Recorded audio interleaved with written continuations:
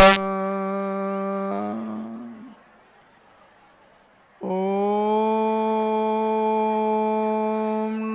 नमः सिद्धेभ्यः।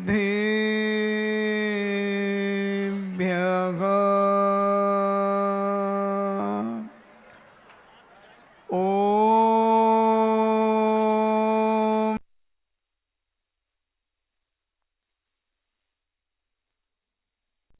सिद्धेभ्यः।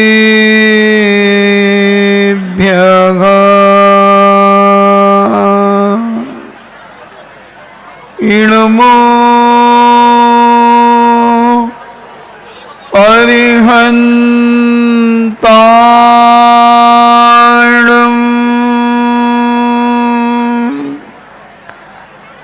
इणमो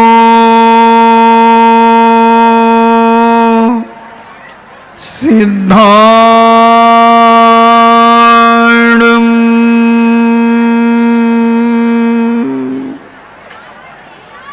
इणमो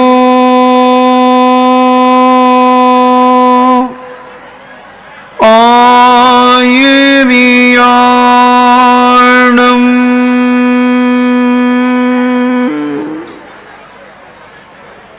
इणमो उबज्झायाणम्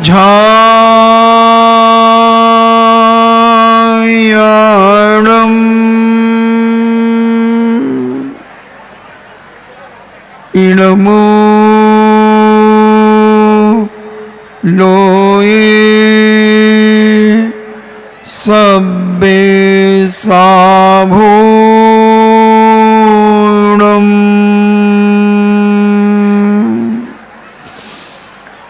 पंच परमेष्टि भगवान की अहिंसामयी बीतराग विश्व धर्म की देवादिदेव 1008 आदि ब्रह्मा आदिश्वर श्री आदिनाथ भगवान की देवादिदेव 1008 परम पूजनी अभिनंदन नाथ भगवान की देवादिदेव 1008 शासन नायक बाल ब्रह्मचारी भगवान महावीर स्वामी की परम पूजनी आचार्य शिरोमणि गुरुवर श्री कुंद कुंद महामुनिराज की परम पूजनी आचार्य शिरोमणि गुरुवर श्री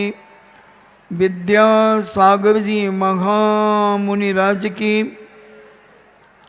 परम पूजनी निर्यापक श्रमण मुनि श्री सुधा सागर जी महाराज की परम पूजनी 3 कम 9 करोड़ मुनिराजों की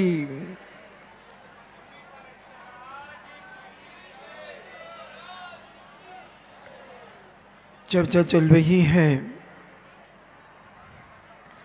एक ऐसी सती की कि जिसके सतीत्व को देखकर बड़े बड़े रागी बिस्नी दुराचारी पापी भी दांतों तले उंगलियां दबा रहे हैं कि कैसी पवित्र ये नारी है, इसमें क्या ऐसी कमी है जो एक कोड़ी के साथ अपना जीवन निर्वाह करने के लिए आनंद के साथ विदा को प्राप्त हुई है और विदा के बाद जो पति की सेवा कर रही है। ऐसी दुनिया में कोई नारी नहीं जो पति की सेवा इतने उत्साह और भक्ति के साथ कर सके, समर्पण के साथ कर सके, कर्तव्य निष्ठ होकर के कर सके। ये उसके शील का प्रभाव था, ये उसकी पवित्र श्रद्धा और आस्था का प्रभाव था, जो उसके सम्यक दर्शन का निर्विचिकित्सा अंग का प्रभाव था। सम्यक दृष्टि जीव 25 दोषों से रहित होता है बंधुओं। शंका कांक्षा आदि इन दोषों से रहित, 6 अनायतनों से रहित, 8 मदों से रहित और अपने जीवन का ऐसा वह श्रद्धा, आस्था, विश्वास, प्रतीति, लगन अपने धर्म और कर्तव्य को धारण करता हुआ अपने जीवन को आगे बढ़ाता है। मैना सुंदरी सम्यक दर्शन से ओतप्रोत थी। जो 25 दोष जैनाचार्यों ने कहे उन 25 दोषों से रहित थी। एक एक अंग निशांकित, निकांक्षित, उपगुहन आदि जो स्थितिकरण आदि जो अंग हैं, ये मैना सुंदरी के एक एक रग रग में विद्यमान थे। वह अपने पति की सेवा तो करती ही थी, अगर किसी और को भी आवश्यकता एहसास होती उसे, तो उसकी सेवा करने में भी वह तत्पर हो जाती थी। ऐसे आनंद से सेवा करते हुए आनंदमय जीवन व्यतीत कर रही थी। बड़ा हृदय पवित्र था, बड़ी भावना पवित्र थी। और मैना कहती है, हे प्रभु, मैं जब आपकी सेवा करती हूँ तो मेरा हृदय प्रफुल्लित हो उठता है और आंखें इतनी आनंद विभोर हो जाती हैं। और मेरा विश्वास है कि जब तक मैं आपके पवित्र नाम का जाप करती रहूँगी तब तक मेरा हृदय पवित्र रहता है। आपके पैरों को धोने से ही मेरा हृदय पवित्र होता है एवं उसकी उपयोगिता भी तभी तक है जब तक कि मैं आपकी सेवा में तत्पर हूँ।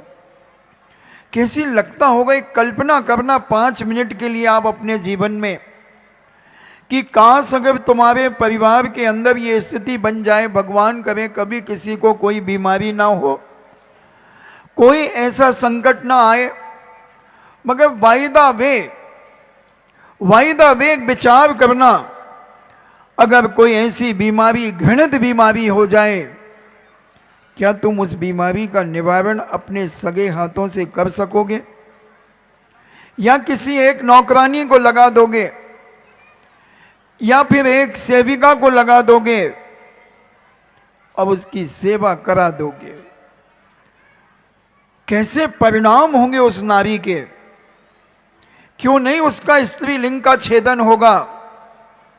नियम से बंधुओं मुझे तो लगता है, वो तो खैर केवल ही भगवान जाने, मगर मैं जब इस दृश्य को मैंने पढ़ा और देखा कि एक नारी अपने पति के प्रति इतना समर्पित भाव, इतनी सेवा कि जो दुर्गंध से नगर छोड़ना पड़ा हो, जिस श्रीपाल को अपने राज्य की गद्दी छोड़ना पड़ी हो, प्रजा घृणित हो गई, दुखी हो गई, ऐसे घृणित व्यक्ति की सेवा में आनंद मान रही है, प्रफुल्लित हो रही है, उसके पैर धोने में अपने जीवन की पवित्रता समझ रही है। कैसे परिणाम होंगे, कैसे परिणाम होंगे? प्रीतम, क्या आपको यह नहीं विदित कि केवल दुष्चाल स्त्रियां ही पति की निंदा कर सकती हैं?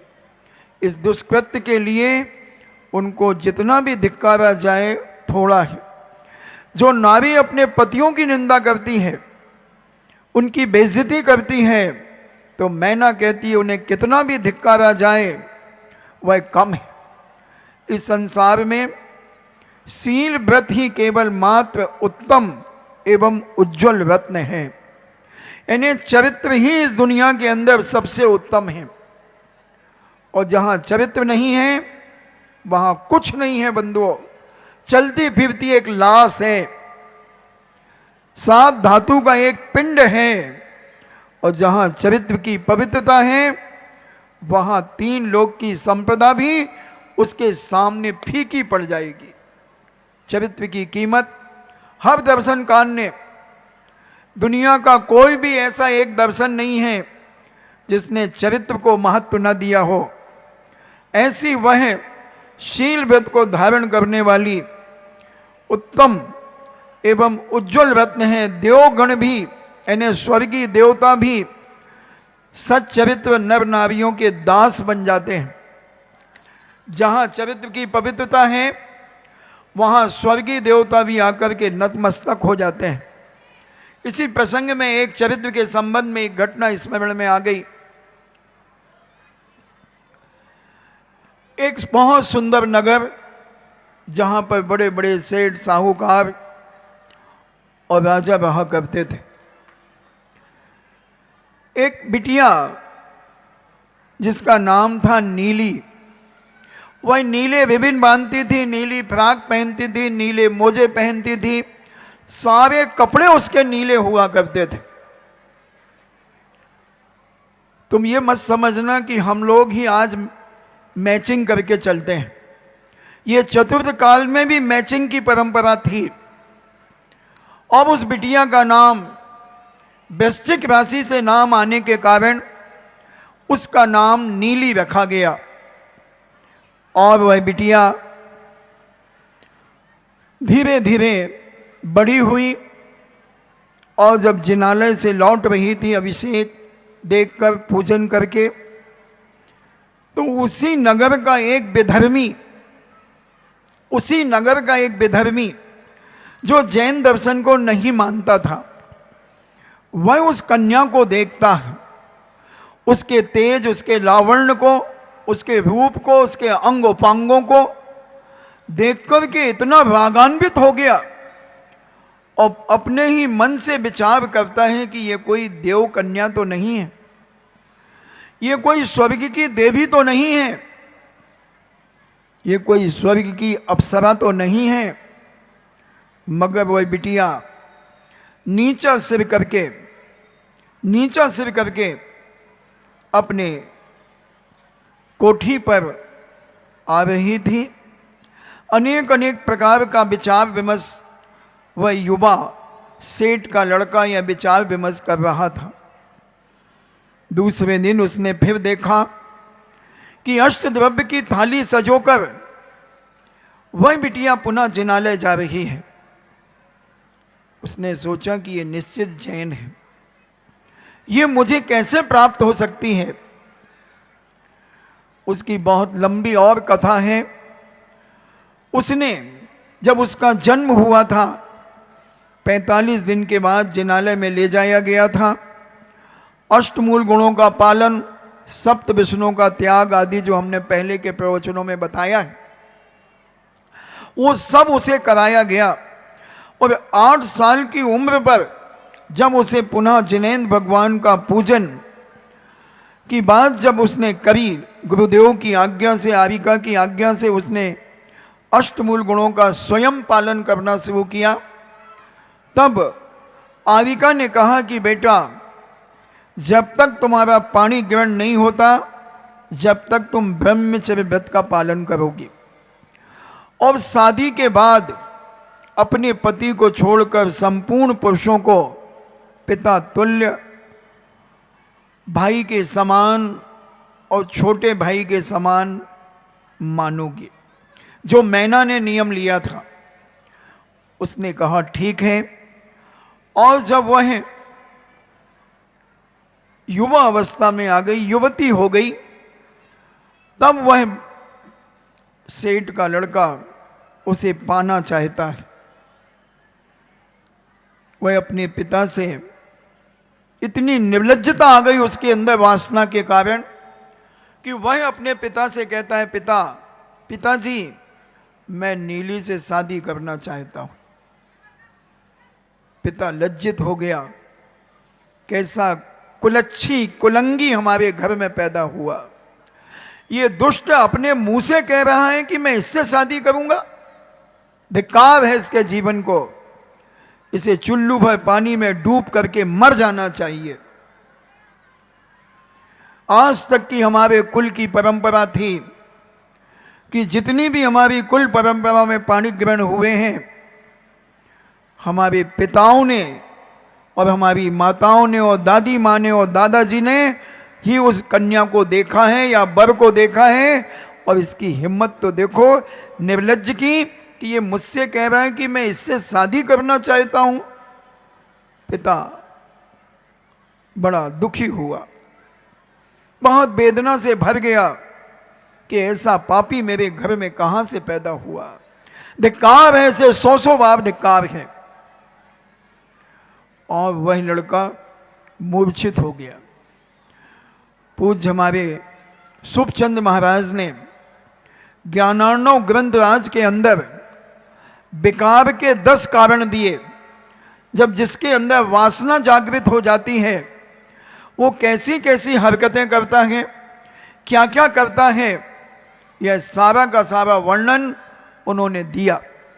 मूर्छित हो जाता है, बुखार आ जाता है, आए बाएं बकने लगता है, जिसे आपकी भाषा में डिप्रेशन में आ जाता है। अनेक अनेक प्रकार की विकृतियां पूज्य जिनसे सुखचंद महाराज ने ज्ञानार्णव ग्रंथराज के अंदर दी, और उसकी दशा ऐसी ही हो गई। वह धमकी देने लगा कि मैं मर जाऊंगा। पिता कहता मर जा, कल का मरता तो आज मर जा, और आज का मरता तो अभी मर जा, मगर मैं विजाति में तेरी शादी नहीं करूंगा। तू वो जैन है और हम बौद्ध दर्शन को मानते हैं, हम ऐसी गलती अपने जीवन में नहीं करेंगे। आराधना कथा कोश में इस कथा को पढ़ लेना। और पिता ने पूरी ताकत लगा दी। वो कहता है पिताजी जैन दर्शन को स्वीकार कर लो ना, और जैन दर्शन स्वीकार कर लोगे तो वह नीली से हमारा पाणी ग्रहण हो जाएगा। पिता सोचता है ये भी ठीक कह रहा है, और वह राजा के पास जाता है और राजा से निवेदन करता है, राजन हम दिगंबर जैन दर्शन को स्वीकार करना चाहते हैं।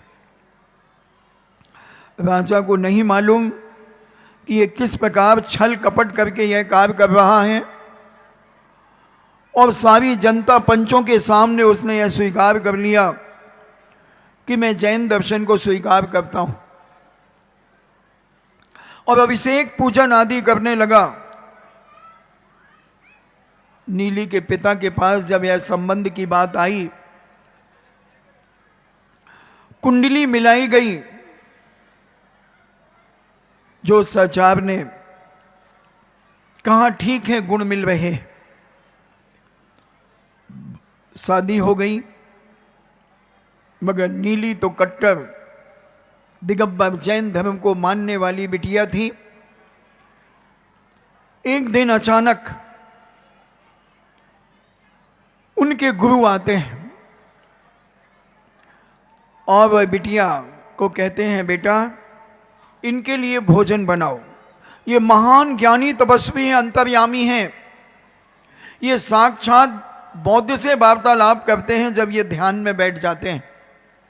नीली कहती अच्छा पिताजी ऐसी तपस्या इनकी है?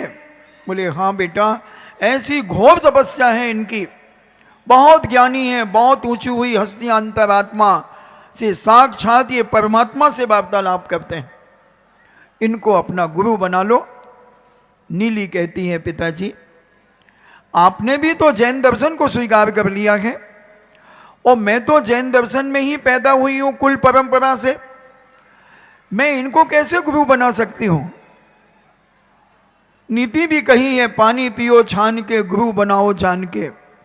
तो पिताजी हमने गुरु बहुत जान करके समझ करके बना लिया है, बहुत समझ करके हमने अपना देव बना लिया है, बहुत समझ करके हमने अपनी जिनवाणी माँ को समझ लिया है कि जिस जिनवाणी का कोई खंडन मंडन नहीं कर सकता, ऐसे हमने देव सास गुरु 7 तत्व 9 पदार्थ आदि के ऊपर हमारा अकाट श्रद्धान है, और हम सम्यक दर्शन से कभी विचलित नहीं हो सकते।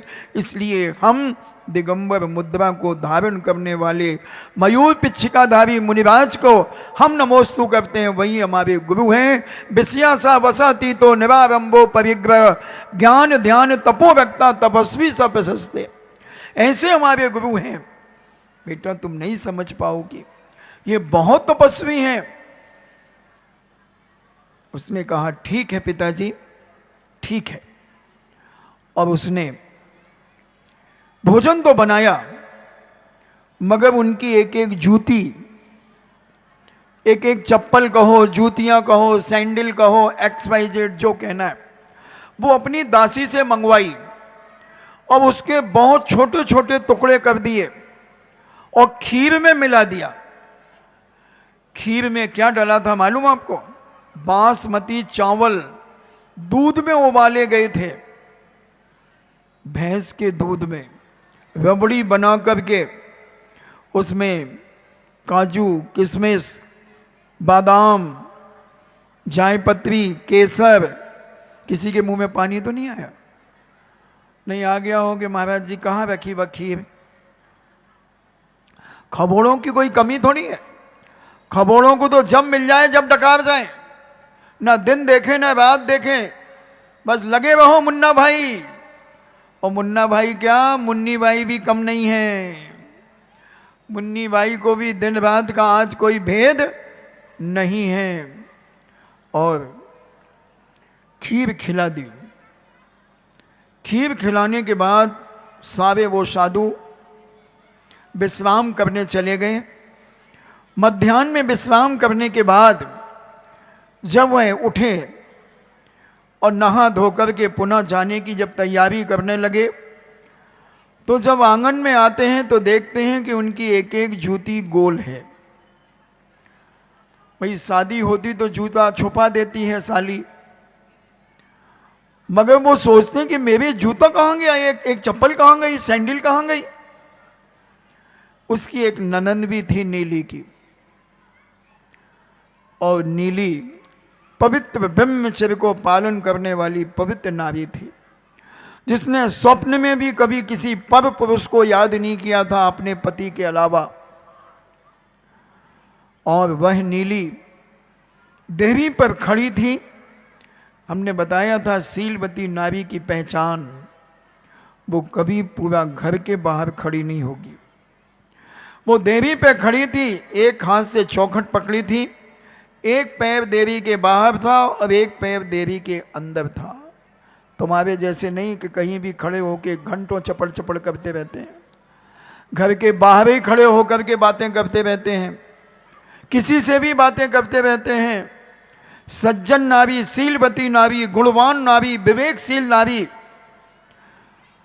समझदार नारी सदा अपने शील का ध्यान रखती है, अपने चरित्र का ध्यान रखती है, अपने कपड़ों का ध्यान रखती है कि उसके कपड़े कहीं अस्त व्यस्त न हो जाएं और कोई परपुरुष उसके अंग उपांग पर दृष्टि न डाल दे।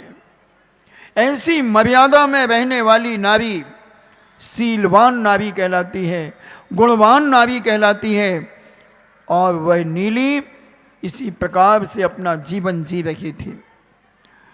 जब देखती हैं कि वह साधु इधर उधर छटपटा रहे हैं और अपनी जूते चप्पल को ढूंढ रहे हैं, उनकी ननद कहती है, भाभी जी कहाँ हैं इनके चप्पल जूते? वो कहती ये तो अंतर्यामी हैं, महान ज्ञानी तपस्वी हैं, ये खुद ही जान जाए ना कि इनके जूते चप्पल कहाँ हैं। ये तो महान ज्ञानी साक्षात अपने इष्ट से वार्तालाप करते हैं, अपने भगवान से वार्तालाप करते हैं, और ये इतने तल्लीन हो जाते हैं कि शरीर इनका रह जाता, आत्मा साक्षात अपने इष्ट के पास पहुंचा देते हैं। फिर ये स्वयं जान लेना कि कहां गई है। ननन तो बहुत खतरनाक होती है, ननन बहुत खतरनाक होती है। ननन की अगर हम व्याख्या करें, ना धन आनंद बराबर ननन, जो आनंद नहीं देती उसका नाम है ननन। आज कितनी भाभियां अपने नंदनों के कारण दुखी हैं, इतनी दुखी हैं बंधुओं, जो अपने घरों में इंटरफियर करती हैं। उनकी शादियां हो गई, चली गई हैं, फिर भी अपनी सत्ता, अपना अधिकार अपने मायके में जमा करके रखती हैं और उस घर को तहस नहस करने की कोशिश करती हैं। बहुत सारे लोग मेरे पास आते हैं, बहुत सारे लोग आते हैं, कि महाराज जी हमारी ननन जी अगर ठीक हो जाएं तो हमारा घर स्वर्ग हो जाए। हमारी सासू बहुत भोली है और हमारे ये तो बिल्कुल भोले हैं, मगर वो हमारी जीजी जो आती हैं, हमारी जो बहन जी आती हैं, वो मम्मी जी को भड़का जाती हैं, इनको भड़का जाती हैं। और उनके यहाँ भी कोई कमी नहीं है महाराज जी, मगर उनको घर में कलह करने में आनंद आता है, कलह करने में आनंद आता है।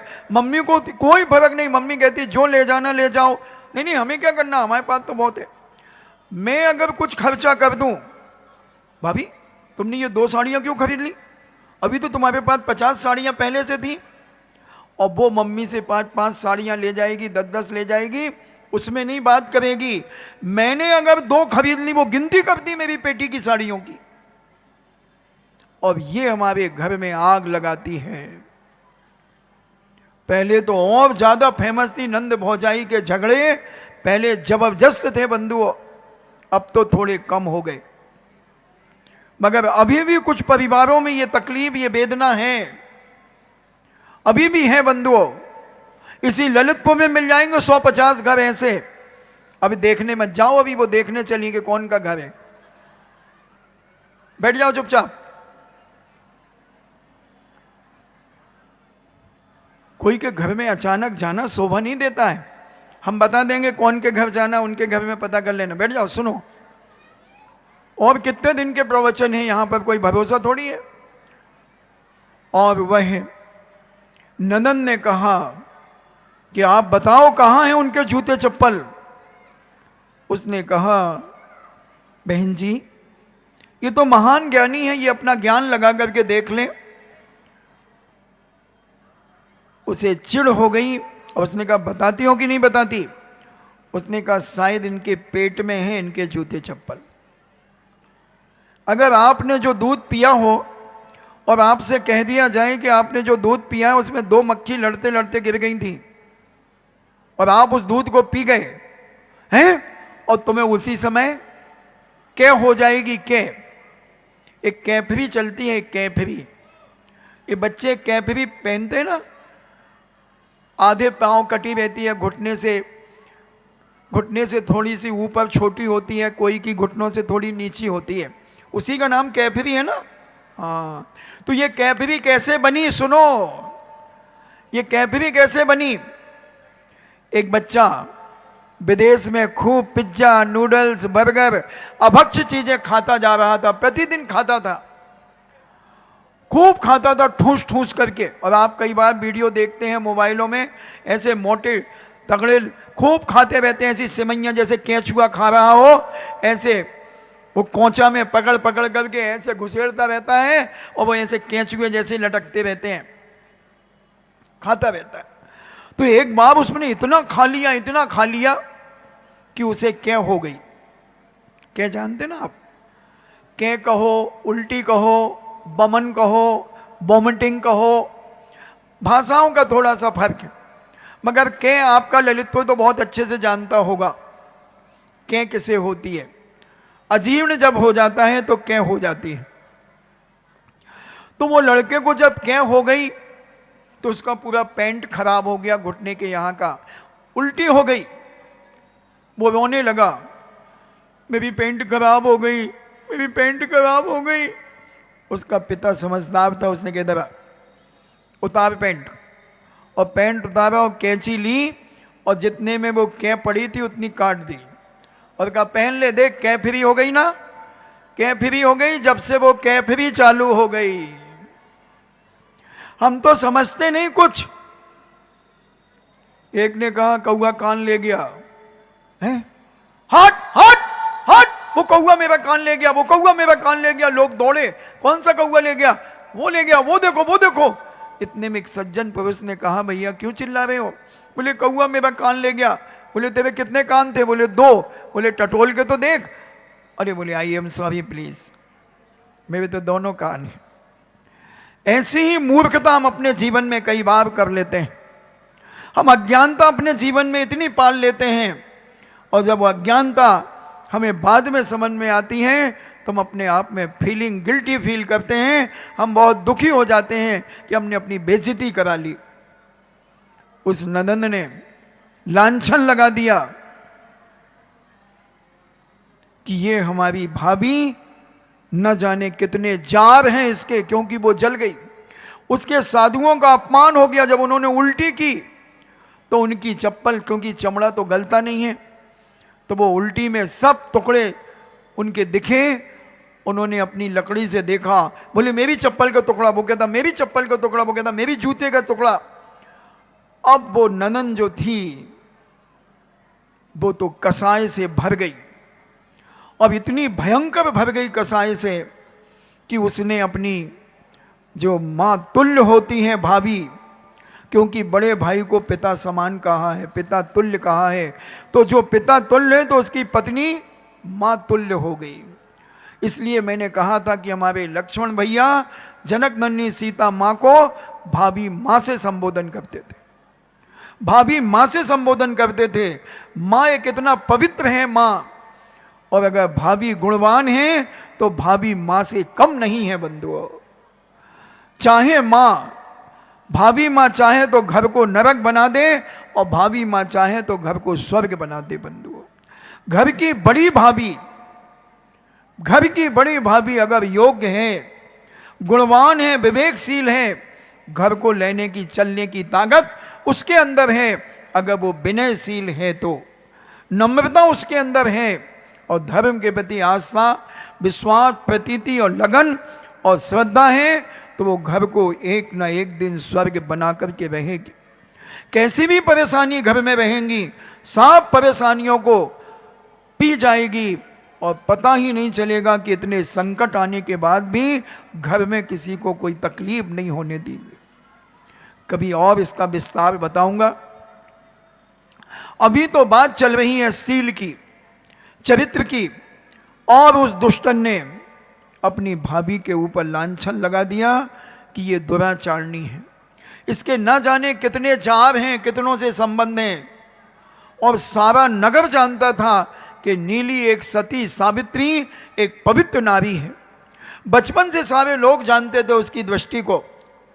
जैसे तुम्हारे नगर का कह दूं, आज छोटे पहलवान का बेटा शिवा जब वो कमरे में आता था मेरे पास, आहार में मेरे आगे आगे चलता था, और जब दर्शन करने आता था दोपहर आदि को, और अगर कोई माताएं बहनें बैठी हैं तो वह ऐसी नीचे मुंडी करके आता था और मेरे पैर छू करके पलट करके बाहर चला जाता था। इतना पवित्र वह बच्चा, मैंने ऐसे बच्चे को आज तक नहीं देखा बंधु ललितपुर में दोबारा। ललितपुर में ही क्यों, पूरे भारत में जहां जहां मैं गया हूं ऐसा युवा मुझे नहीं दिखा। उसकी भावनाएं कितनी पवित्र थी। नीचे मुंडी कर लेता था, नीचे मुंडी करके 1 मिनट नहीं रुकता था, चरण छू करके चला जाता था। और आज का तो 80 साल का डोकरा भी अगर कमरे में घुसता है और कोई माताएं बहनें बैठी रहती हैं तो वो हमें तो नहीं देखता, पहले उनके ऊपर नजर डालता है, फिर बाद में हमें एक छामी करता है। मंदिर में देखो भक्तांबर पढ़ती हुई माताओं बहनों को, उन्हें देखेगा, भगवान को बाद में देखेगा। भावना भवनाशनी होती है बंधुओं। हम अपने जीवन को पवित्र बनाने का प्रयास करें। और नीली का तो संकल्प थे सारे के सारे। जब नीली के ऊपर ये लांछन लगाया गया, क्योंकि उसे मंदिर जाना भी बंद करा दिया गया था और उससे वही मिथ्या धर्म उसे पोसने के लिए कहा गया था, नीली ने संकल्प कर लिया कि जब तक यह लांछन मेरे ऊपर से नहीं उठेगा तब तक मैं चारों प्रकार के आहारों का त्याग कर दूंगी। और वह जिनालय में जाकर के आदिनाथ भगवान के चरणों में बैठ गई और जाप करने लगी, ध्यान करने लगी, चिंतन करने लगी। अर्धरात्रि में चक्रेश्वरी देवी का आसन कंपायमान हुआ।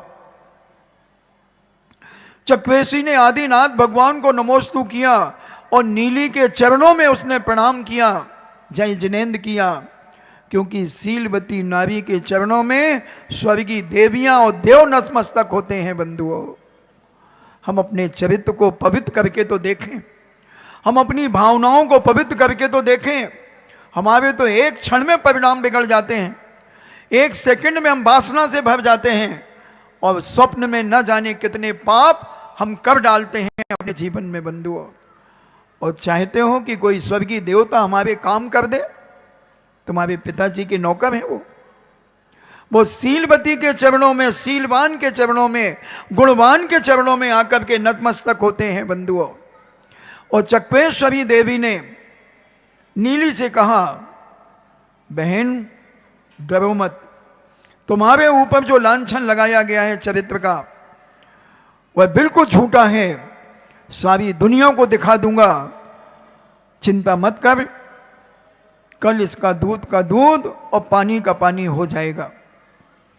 नीली तो ध्यान में बैठ गई, चिंतन में बैठी थी।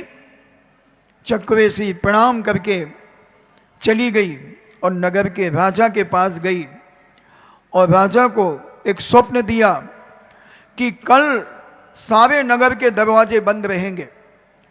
पहले नगरों में दरवाजे होते थे। आप अगर जयपुर गए हों, अजमेरी गेट, सांगानेरी गेट, यानी पूरी जनता जनार्दन रहती थी।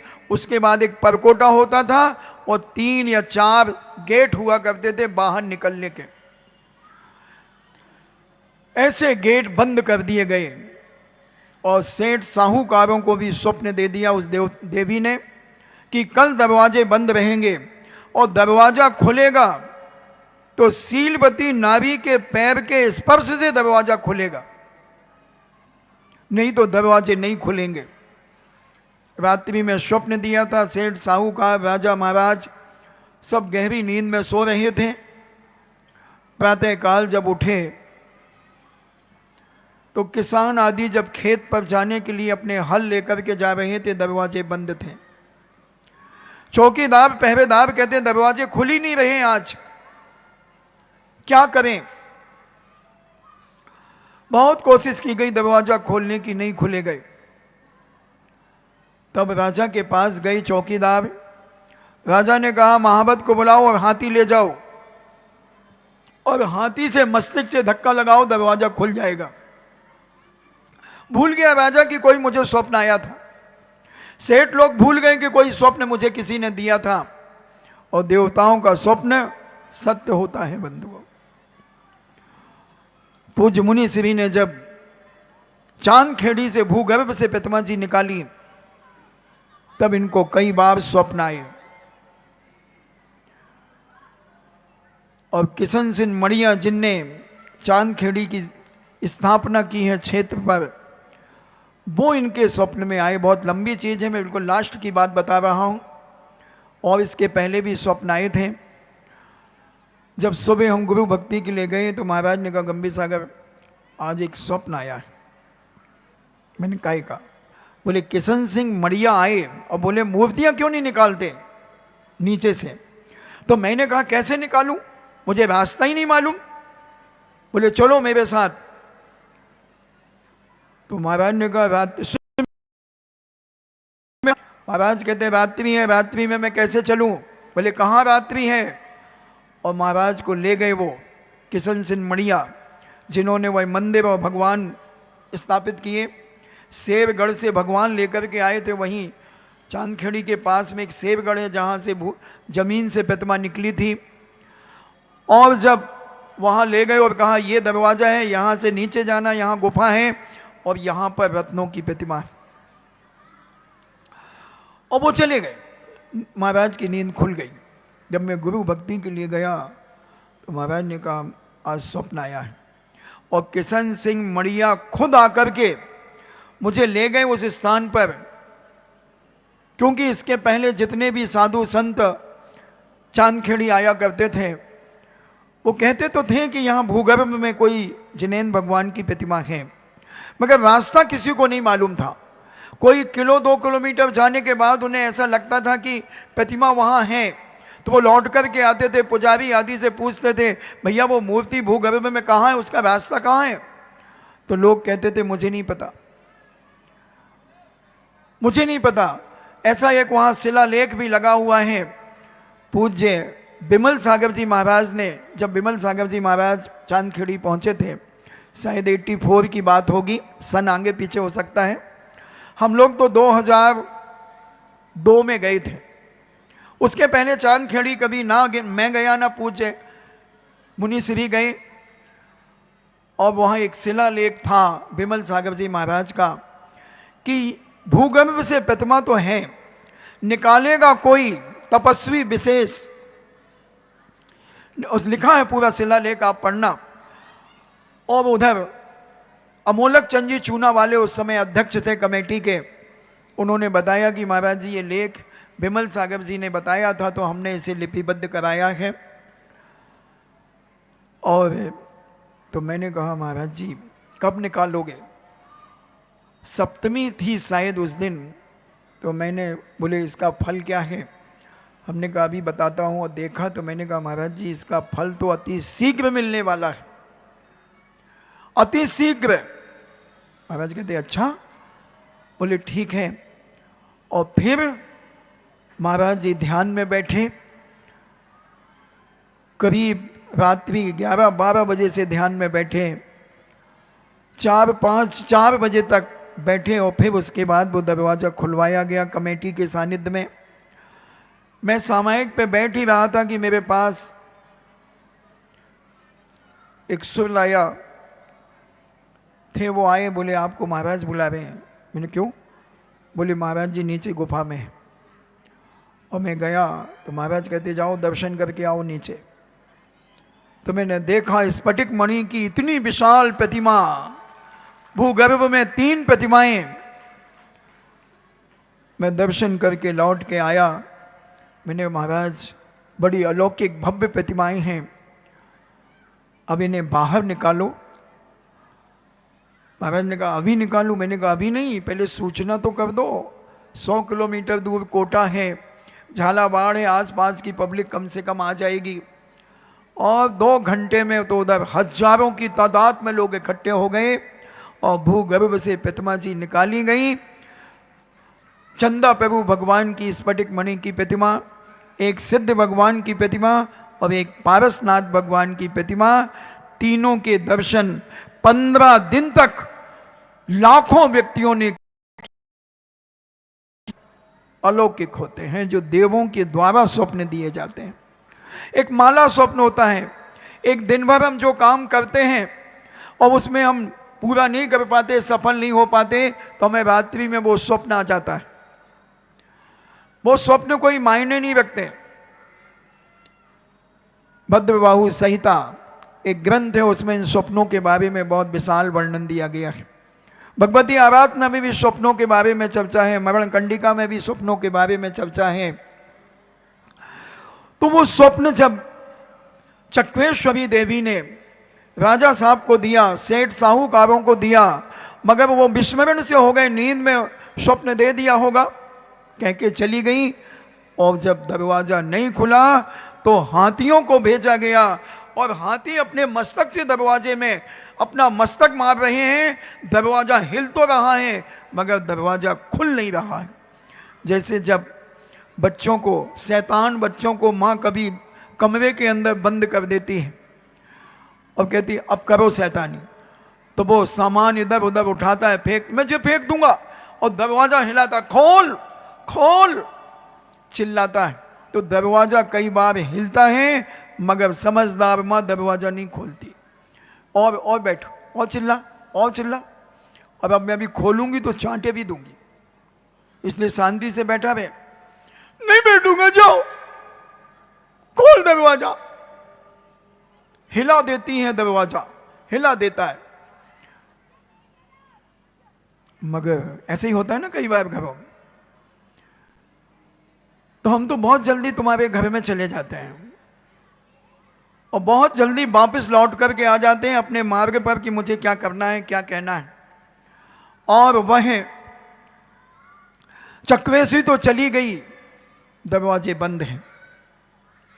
सारे नगर में तहलका मच गया, दरवाजा नहीं खुले, आज सारे दरवाजे बंद हैं। फिर किसी को याद आया, सेठ जी को, अभी वो रात को चक्रेश्वरी देवी दरवाजा बंद करके गई है और कह रही थी कि जो सीलवती नारी होगी तुम्हारे नगर में, उसके पैर के स्पर्श से यह दरवाजा खुलेगा। सेठ लोग राजा के पास गए तो राजा ने कहा, हाँ मुझे भी एक सपना आया था और स्वर्गीय देवी चक्रेश्वरी कह के गई थी, तो भेजो महिलाओं को। नगर की महिलाएं जाने लगी, मगर दरवाजा टस से मस नहीं हो रहा है। सारी महिलाओं ने दरवाजा स्पर्श कर लिया मगर दरवाजा नहीं खुला। राजा ने कहा कि रानी को ले जाओ। रानी भी दरवाजा नहीं खोल पाई। सारे नगर की माताएं, बहनें, बेटियां उस दरवाजे का स्पर्श कर चुकी मगर दरवाजा नहीं खुला, बंद हुआ। फिर राजा कहता है, ओह हमारे यहां सागर दत्त या ऐसा कुछ सेठ जी का नाम था, उनकी बेटी नीली है, उसने अपने जीवन में कभी किसी पर पुरुष को याद नहीं किया। ऐसे पवित्र ब्रह्मचर्य का पालन करने वाली पवित्र बिटिया, उसको ले जाओ। बहुत सारी महिलाएं नीली को लेने आती हैं, राजा स्वयं आते हैं, बेटा चलो, पूरे देश की, पूरे राज्य की इज्जत का सवाल है। वो कहती है, पिताजी मेरी ननद ने तो मुझे वैसे ही बदनाम कर दिया है कि मेरे अनेक जार हैं, मैं क्यों अपनी बेइज्जती कराने जाऊं। राजा कहता, नहीं तुम्हें चलना पड़ेगा। और राजा ने उस बिटिया को अपने साथ लेकर के चले। बिटिया जिनेंद्र भगवान का स्मरण करते हुए चल रही थी और कह रही थी, हे प्रभु, अगर मैंने स्वप्न में भी अपने पति के अलावा दुनिया के किसी पुरुष को मैंने अगर याद किया हो तो हे चक्रेश्वरी तू मुझे भस्म कर देना। मैं लौट करके घर वापस नहीं आना चाहती, और अगर मैंने अपने पति के अलावा सारे दुनिया के पुरुषों को पिता और भाई, छोटा भाई या बेटे के समान अगर मैंने माना है तो फिर वो दरवाजा खुल जाना चाहिए। और नीली चली जा रही है बड़े विश्वास और हिम्मत के साथ। जैसे ही 10-15 कदम रह गए, दरवाजा कांपने लगा अपने आप। दरवाजा कांपने लगा। सीलवती नारी का ऐसा प्रभाव, आज की भाषा में कहूं ऐसा ऑरा, ऐसा आभा मंडल कि वह दरवाजा कांपने लगा और थोड़े से आगे बढ़ी और दरवाजा कड़ कड़ करके खुल गया। राजा वह आश्चर्यचकित हो गया। राजा के मन में विचार आया कि मैं तो राजा हूं, मेरी रानी से दरवाजा नहीं खुला, क्या कारण है? राजा इस चिंता में था। बहुत सारे सेठ साहूकार इस चिंता में थे कि मेरी सिटानी से दरवाजा नहीं खुला, और जिसकी ननन जिसके ऊपर लांछन लगा रही थी। राजा अपने राजमहल में गद्दी में बैठा हुआ था। उसी समय राजा के पास एक व्यक्ति आता है और एक फल लेकर के आता है और कहता है, राजन इस फल को जो खा लेगा वो सदा जवान बना रहेगा। राजा कहता, अच्छा इस फल को जो खा लेगा वो जवान बना रहेगा? बोले, हाँ राजन, ये अमर फल है, बरसों तक इसका मरण नहीं होगा। राजा कहता है, मैं अपनी रानी को सबसे ज्यादा चाहता हूं, मैं तो वैसे जवान हूं, हट्टा कट्टा हूं, व्यायाम करता हूं, युद्ध लड़ता हूं। अगर ये फल मेरी रानी खा लेगी और रानी जवान बनी रहेगी तो हमें इंद्रिय भोगों में प्रसन्नता होगी। और राजा अपने राज सिंहासन से उठ करके वह फल अपनी रानी को देता है और रानी से कहता है, राजन कि हे महारानी, इस फल को अगर तुम खा लोगी तो सदा जवान बनी रहोगी खूबसूरत बनी रहोगी और अपने इंद्रियों के भोगों को जीवन भर ग्रहण करती रहोगी। रानी कहती ठीक है राजन, मैं खा लूंगी। और रानी कोतवाल से संबंध रखती थी। रानी ने वह फल कोतवाल को दे दिया कि कोतवाल जवान बना रहेगा तो मेरी इंद्री पुष्ट होती रहेंगी, मेरी भावना, मेरी वासना पूरी होती रहेगी। और कोतवाल बेस्या से संबंध रखता था। कोतवाल कहता है मैं तो जवान हुई, अगर ये बेस्या जवान बनी रही तो मेरे जीवन का आनंद देती रहेगी। और बेस्या को वो फल दे दिया। बेस्या कहती है कि मैं तो राजा को चाहती हूं, मैं तो राजा को चाहती हूं। और बेस्या वही फल लेकर राजा के पास आती है। महाराज की जय हो, महाराज की जय हो, महाराज की जय हो। महाराज, आपके चरणों की दासी आपको सदा जवान देखना चाहती है, आपको सदा हष्ट पुष्ट देखना चाहती है। इसलिए आपके लिए मैं एक ऐसा अमर फल लेकर के आई हूं कि आप उसे अगर एक बार ग्रहण कर लेंगे तो आप सदा जवान बने रहेंगे, हष्ट पुष्ट बने रहेंगे, मजबूत बने रहेंगे, युद्ध भी जीतेंगे और अपनी वासना को भी पूरा करते रहेंगे। राजा मंद मंद मुस्कान के साथ कहता है, हे नगर नारी, तुम दिखाओगी वह फल? और वह एक चांदी की तस्तरी में रत्नों के सजा करके वह फल राजा के सामने रखती है।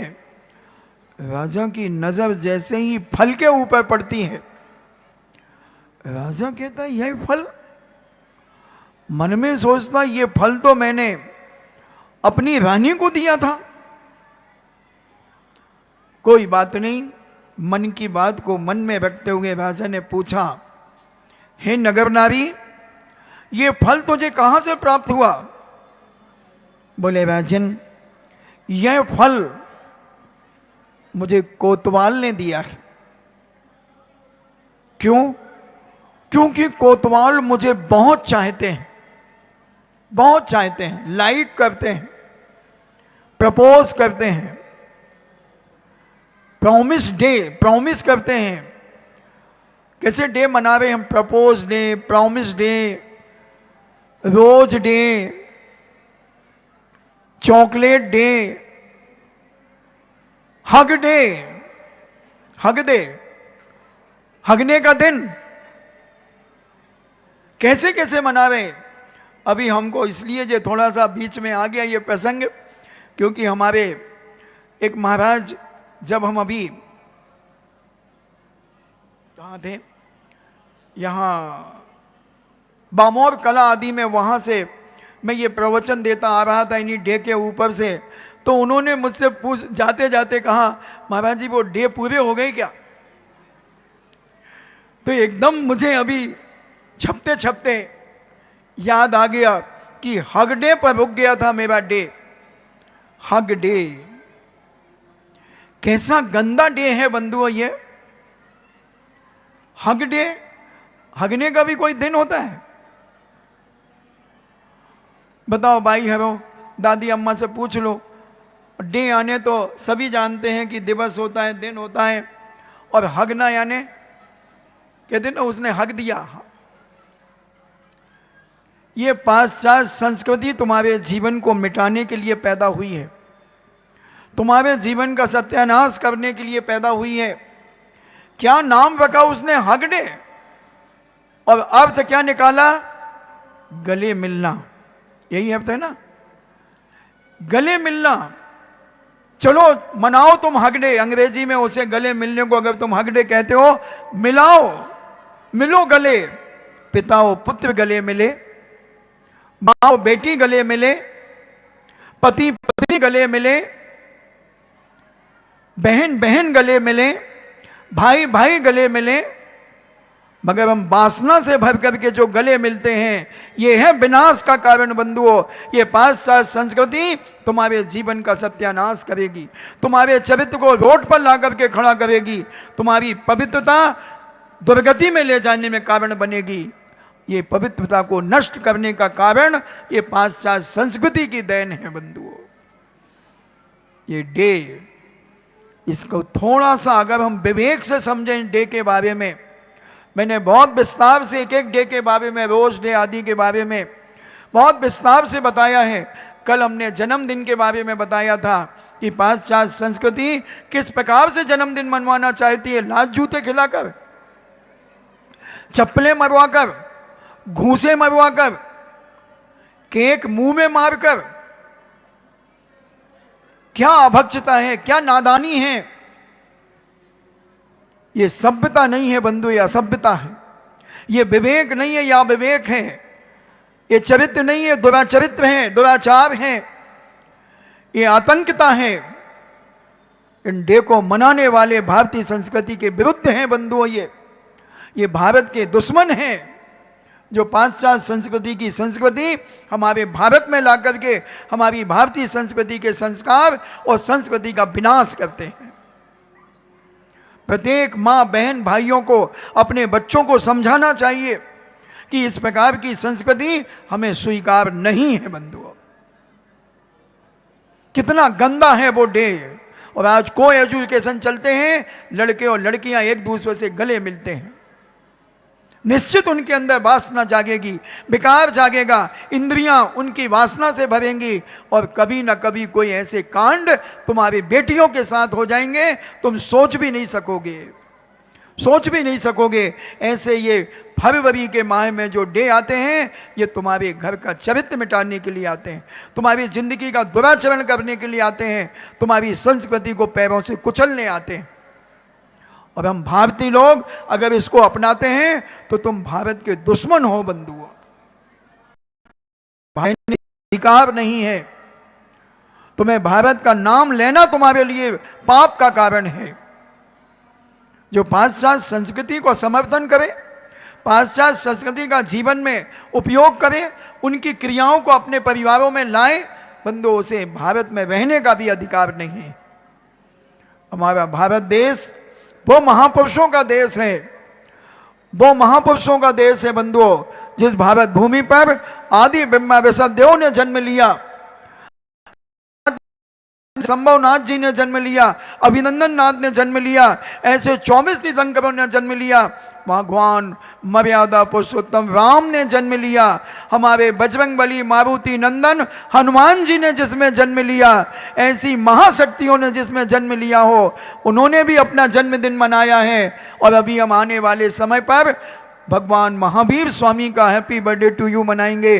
तो क्या इसी प्रकार से मनाएंगे?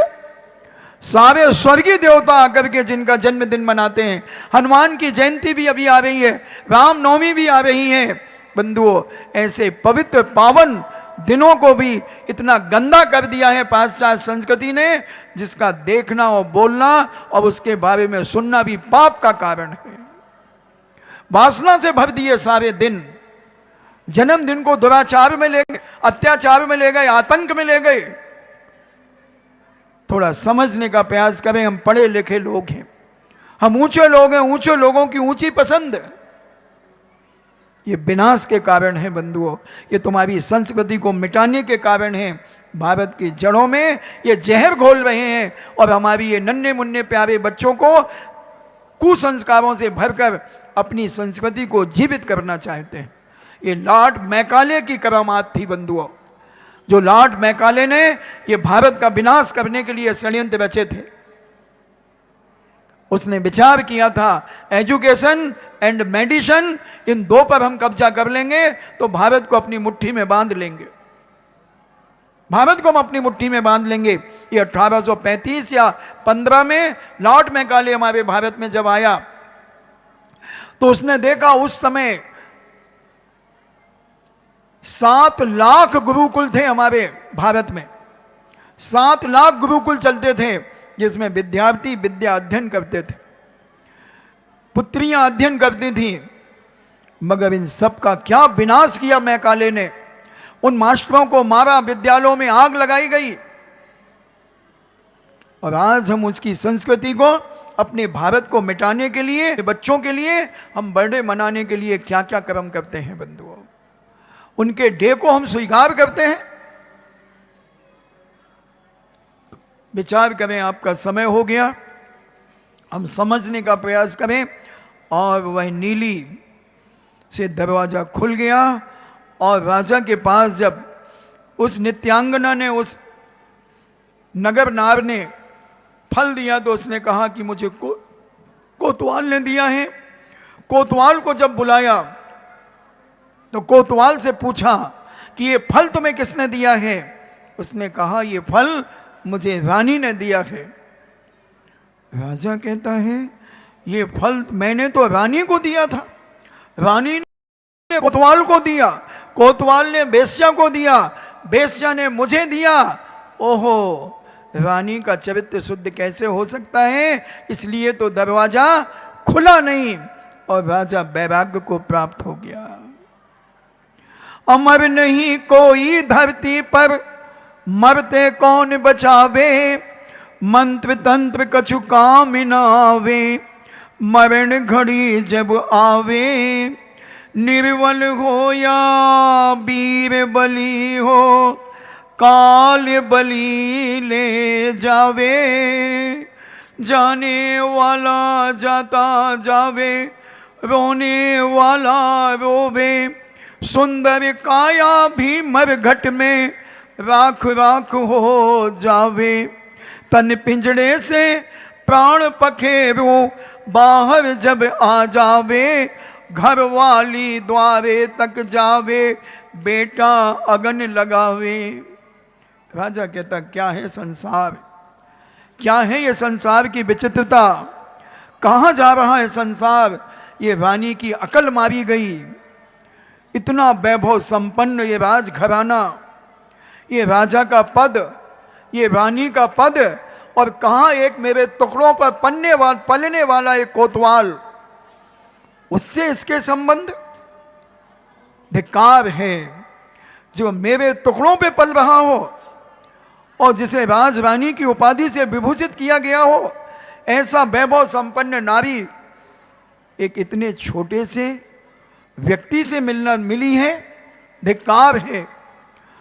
कहाँ वह कोतवाल जिसे रानी मिल रही है वो बेस्या से फंस रहा है और बेस्या मुझे प्रभावित करना चाहती है। धिक्कार है इनकी वासना को, धिक्कार है इनके परिणामों को। और राजा वैराग्य की ओर चला जाता है बंधु, संयम की ओर चला जाता है। सारी दुनिया को पता चल गया कि नीली एक पवित्र नारी है, एक शीलवती बेटी है, एक पवित्र बहू है। और उसकी ननंद उसके चरणों में गिर जाती है और क्षमा की भीख मांगती है। मगर नीली तो धर्मात्मा थी, सम्यक दृष्टि थी, विवेकशील थी, गुणवान थी। उसने कहा कोई बात नहीं दीदी, आ, और दीदी को गले लगा लिया। ये है हट डे, हग डे, नीली और ननन का हग डे। ये है हग डे बंधुओं। हम तो वासना से भर करके एक दूसरे को गले लगाने का प्रयास करते हैं। ये है तुम्हारे विनाश का कारण, ये है तुम्हें दुर्गति में ले जाने का कारण। ऐसी हमारी मैना सुंदरी पवित्र शीलवती नारी अपन फिर कल देखेंगे। कल क्या होगा, क्या रहस्य खुलेंगे और अपन सुनते चलेंगे। जब भी जब तक यहाँ हैं चलेंगे और वहाँ देवगढ़ में पहुँचेंगे वहाँ भी चलेंगे। फिर जब होंगे जैसे देवगढ़ तो बसें चलेंगी ही चलेंगी, वहाँ भी जिज्ञासा होगी, वहाँ भी प्रवचन होंगे। तो अपन देखेंगे, समझेंगे कि मैना क्या कर रही है, श्री क्या कर रहे हैं, लोग क्या षड्यंत्र रच रहे हैं। बोल वो षड्यंत्रकारी कितने भी षड्यंत्र रच ले, मगर जो सच्चा होता है सच्चा नहीं डरता जमाने से, सच्चा नहीं डरता जमाने से। षड्यंत्रकारी स्वयं उस षड्यंत्र में सड़ के मर जाते हैं, मगर कोई सज्जन व्यक्तियों का वो बाल बांका नहीं कर पाते। इसलिए षड्यंत्रकारी भी सावधान, षड्यंत्रकारी होशियार, षड्यंत्रकारी खबरदार। विचार करें, आपका समय हुआ, हम सोचें समझें और अपने जीवन को पवित्र बनाएं। इन्हीं मंगल भावना के साथ जिनवाणी स्तुति। जिनवाणी के ज्ञान से सूझे लोकालोक, सके धरो सदा देते हूँ धोख। हे जिनवाणी भारती, तो है जपो दिन रैन, जो तेरो सरना गहे, सो पावे सुख चैन। देव भजो अरिहंत को, गुरु सेवा निर्ग्रंथ। दया धर्म पालो सदा, यही मोक्ष का पंथ। 9 बार नमोकार।